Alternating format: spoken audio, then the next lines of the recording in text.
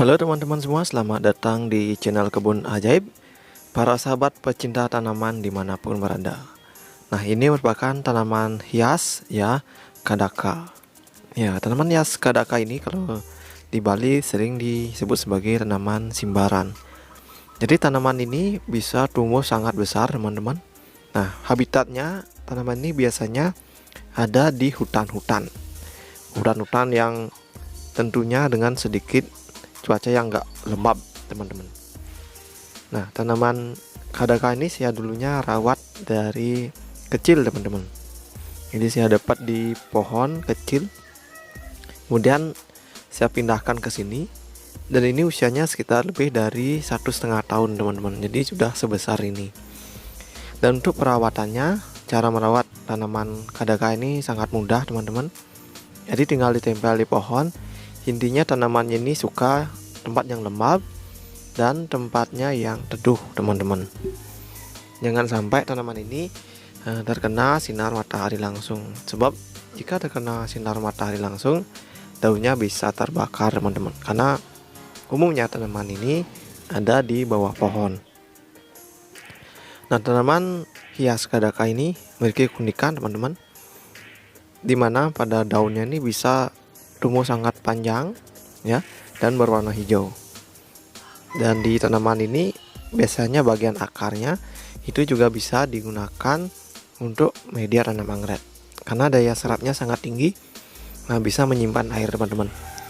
Jadi kalau teman-teman punya tanaman kadaka ini, perawatannya sangat mudah teman-teman. Teman-teman siram seminggu sekalipun itu tidak apa-apa ya, karena akarnya itu bisa menyimpan air. Yang penting tempatnya adalah di tempat yang teduh. Dan tanaman kadaka ini juga pengembang-biakannya sangat mudah teman-teman. Kalau pohon sebesar ini itu bisa dipotong menjadi beberapa bagian, nanti ditempel aja, itu akan tumbuh tunas teman-teman. Bisa juga dari anakannya teman-teman untuk pengembang-biakannya. Nah, selama pengalaman saya merawat tanaman kadaka ini biasanya tidak memerlukan pupuk teman-teman. Jadi dia dapat pupuk sendiri dari sisa dedaunan. Nah, itu adalah beberapa dari sisa dedaunan kamboja yang kering ya, yang menempel ya di kadaka tersebut. Nah, daun yang kering itu bisa juga menjadi sumber makanan dari kadaka ini. Nah, kadaka ini biasanya sangat banyak ya dijual oleh pengoleksi tanaman hias. Dan sekarang kembali trending teman-teman tanaman kadaka ini. Mungkin karena COVID saya nggak tahu, ini banyak sekali peminatnya teman-teman. Bahkan harganya bisa sampai ratusan ribu untuk yang ukuran besar. Nah, mengingat tanaman kadaka ini mulai banyak diburu teman-teman, kalau cari habitat di hutan itu juga tidak mudah sekarang teman-teman untuk mencari yang besar. Kalau yang kecil mungkin teman-teman dapatkan. Nah, teman-teman, saran saya kalau mau merasakan bagaimana merawat tanaman kadaka ini, tanamlah tanaman kadaka ini dari kecil teman-teman. Jadi teman-teman bisa melihat prosesnya bertumbuh kembangnya dari tanaman kecil hingga bisa besar seperti ini teman-teman. Mungkin kalau ada yang tahu manfaat dari daun kadaka ini, bisa komen bawah. Ya, yang jelas dari akarnya memang bisa dimanfaatkan untuk hias anggrek teman-teman. Dan tanaman kadaka ini ketika ditanam ya di bawah pohon kamboja, itu bisa memberikan kesan sejuk teman-teman, karena daunnya yang lebar dan juga banyak teman-teman. Nah, kalau daun-daunnya yang kering seperti ini, itu bisanya juga menjadi sumber pupuk untuk tanaman kadaka ini teman-teman.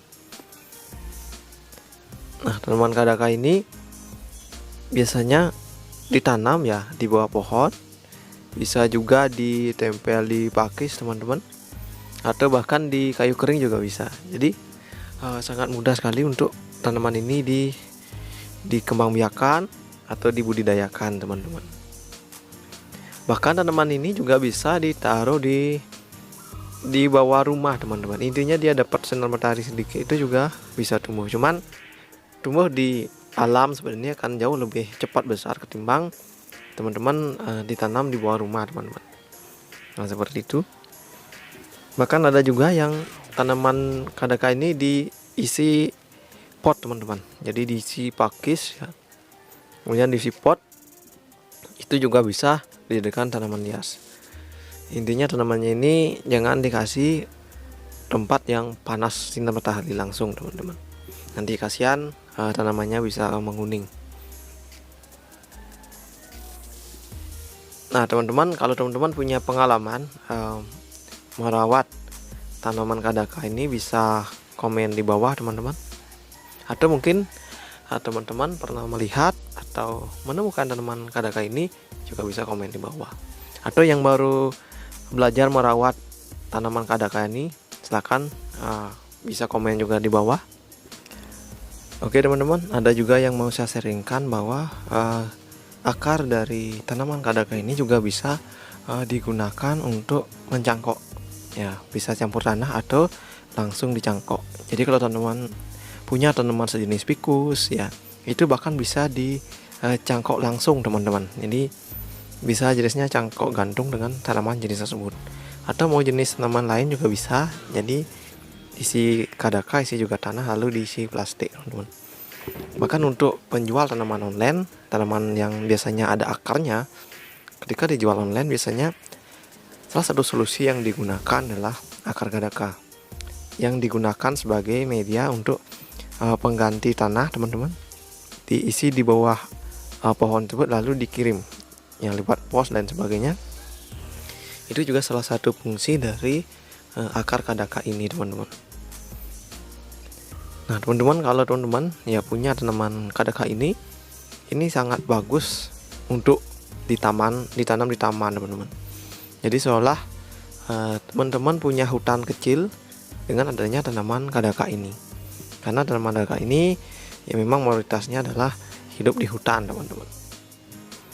Dan yang tidak saya sarankan adalah ketika teman-teman berdiam diri di bawah pohon teman-teman, apalagi di bawah pohon kadaka. Ini biasanya mengeluarkan kadar karbon dioksida yang tidak baik untuk tubuh teman-teman. Tapi kalau pagi hari ini sangat disarankan untuk berada di bawah pohon, karena dengan adanya pohon di rumah itu tentunya bisa mengurangi efek panas ya, dan juga membuat udara menjadi sedikit lebih sejuk ketimbang tidak ada pohon sama sekali.